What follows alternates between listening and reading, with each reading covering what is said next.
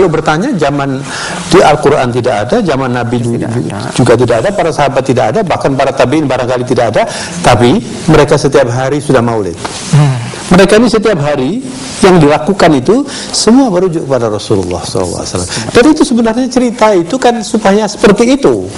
Nah, yang penting adalah jangan sampai kita membaca itu tadi, maulud dan sebagainya, tapi perilakunya tidak baik. Ya, ini yang harus harus diingatkan. Sebab Islam itu, agama kita ini bukan sekedar agama spirit ritual, bukan hanya ritual. Tapi ritual dan non-ritual, dan yang paling banyak itu justru non-ritual. Berislam itu di mana-mana.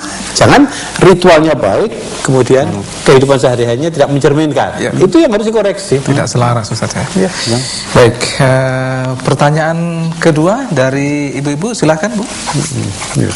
Assalamualaikum warahmatullahi wabarakatuh. Kami dari pengajian Nurani, Ustadz ingin menanyakan, apakah keuntungan kita mencintai Rasul Shallallahu Alaihi Wasallam dalam kehidupan kita yang semakin modern dan canggih ini? Padahal kita melihat kenyataan di lapangan, misalnya ada tasakuran perkawinan, kadang-kadang tempat duduk aja tidak ada, jadi kita harus makan berdiri. Nah, ini bagaimana mensikapinya, dan juga bagaimana Ustadz bisa menerangkannya ke kami agar kita bisa mensikapi situasi seperti ini. Itu selalu setiap pesta tuh seringnya seperti ini. Terima kasih. Wassalamualaikum warahmatullahi wabarakatuh. Waalaikumsalam warahmatullahi wabarakatuh. Ustadz, ini pertanyaan yang sudah lama ada di benak ibu-ibu ini. Jadi istilahnya standing party ya Bu ya. Bagaimana? Saya mencoba menjawab yang insya Allah sederhana saja. Biasanya di dalam acara perhelatan, acara pernikahan, acara pesta dan sebagainya itu yang punya gagasan, yang punya ide itu mesti ibu-ibu. Ayah itu biasanya sakarepe mboke. Yang penting jalan. Jadi ibu-ibu ini adalah agen dakwah. Cikal bakalnya ibu-ibu. Iya, ibu-ibu ini agen dakwah. Nah, kalau ibu punya pesta, kalau ibu punya perhelatan, sediakan kursi. Duduk di bawah pun lebih afdol. Ya. Nah, dan itu percaya, masyarakat kita ini terutama orang Indonesia dan sebagian masyarakat dunia juga begitu. Kita ini konformis. Kita ini cuma nyontoh, ya. Kalau misalnya nanti kalau perlu dicoba ya juga boleh. Nanti ada acara perhelatan ya, sediakan permainan pingpong di depannya, ada main pingpong. Nanti tempat lain orang akan menyediakan permainan pingpong. Kita ini cuma nyontoh. Kalau dicontohkan, terutama para figur teladan, orang-orang terkenal, orang-orang pejabat yang berpangkat tinggi, para ustadz, itu juga ternyata kemudian dia menyelenggarakan acara seperti itu, nanti akan dicontoh. Jadi sebetulnya lebih banyak tanggung jawab kepada para ibu-ibu. Ketika di dalam perhelatan, sediakan kursi supaya bisa duduk dengan baik. Saya kira begitu. Saya berpikir begini, ibu-ibu, yang mengatakan bahwa prasmanan itu lebih modern dan lebih baik, itu siapa sih? Baik lagi. Kalau saya disuruh milih gitu ya, ada acara pernikahan kemudian dikasih satu piring ya, sudah diracik begitu, saya matur nuwunnya luar biasa, sudah tidak repot-repot, ya kan? Saya beberapa kali ibu-ibu kalau prasmanan itu yang penting saya sudah berjabat tangan dengan yang mengundang itu. Kalau sudah sulit saya pulang. Ya sudah tidak apa-apa lah sudah. Soalnya kadang-kadang antri inget-inget seperti orang ngungsi itu loh. Apalagi nun sewu ya, kalau yang diundang itu ribuan. Dan biasanya orang-orang besar kan ribuan, tapi juga mau kok ibu-ibu dan bapak-bapak itu antri. Saya kalau misalnya ya, yang orang kaya-kaya itu, kemudian yang pangkat-pangkat itu, pernikahannya modelnya yang seperti di kampung itu, nanti akan dikatakan itu yang modern. Iya pasti. Siapa sih yang mengatakan bahwa itu lebih modern? Yang pasti itu kan pada umumnya jalan-jalan. Saya kadang-kadang mau cari kursi nggak ada, akhirnya bersandar. Lalu saya mengatakan, ya Allah, saya ini mau duduk. Tapi saya mengatakan begitu, tapi tidak ada kursinya. Bagaimana ini? Tapi saya tidak makan juga lapar ini. Ya, saya makan. Tapi saya tidak senang itu, insya Allah pahala. Iya kan? Karena tidak suka kan? Atau teman saya kalau sudah prasmanan, kebetulan dia tidak mau makan. Ya sudahlah, saya tidak makan, pokoknya saya sudah datang, saya mesti berdiri nanti. Walaupun ini ya sudah umum. Nah, mari. Saya setuju dengan Ustadz Abdullah ini. Biasanya menjadi desainernya itu kan ibu-ibu. Kalau ibu-ibu sudah mengumumkan, apalagi katakan yang berpengaruh, yang sudah semua niru nanti, niru. Tapi saya masih tetap, saya lebih senang yang ini. Saya kalau ada acara-acara di rumah saya beri saya satu piring aja.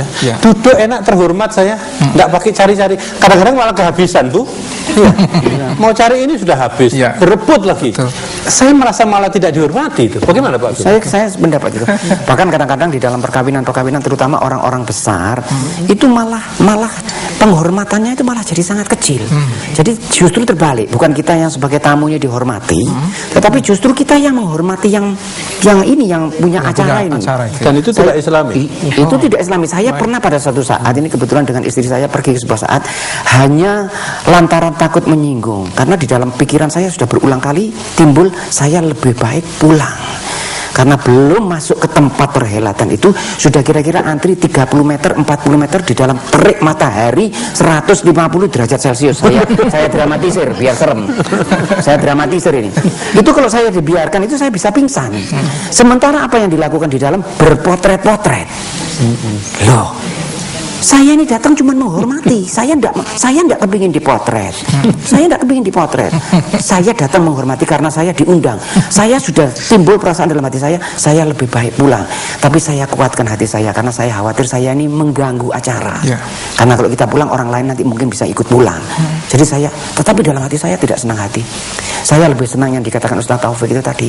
Duduk saja di bawah dengan tenang, mendengarkan nikah dengan tenang, kemudian datang satu piring diracik sudah lengkap, datang persis di hadapan kita. Ada kerupuknya, ada sambal pakai kacang dan sebagainya. Enak itu, praktis, murah, terhormat, senang, cepat, efisien, efektif. Jadi modern itu sebetulnya. Sangat itu melampaui masanya malah sudah.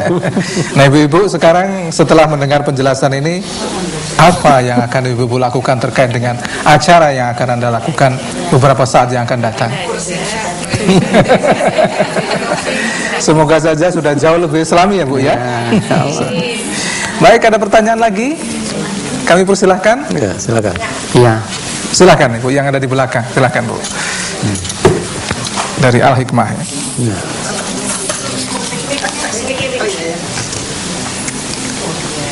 Ya, silakan Bu. Bismillahirrahmanirrahim. Assalamualaikum warahmatullahi wabarakatuh. Waalaikumsalam. Kami dari pengajian Al-Hikmah Perumahan ITS Bapak ingin menyambung pertanyaan masalah sholawat nih Bapak.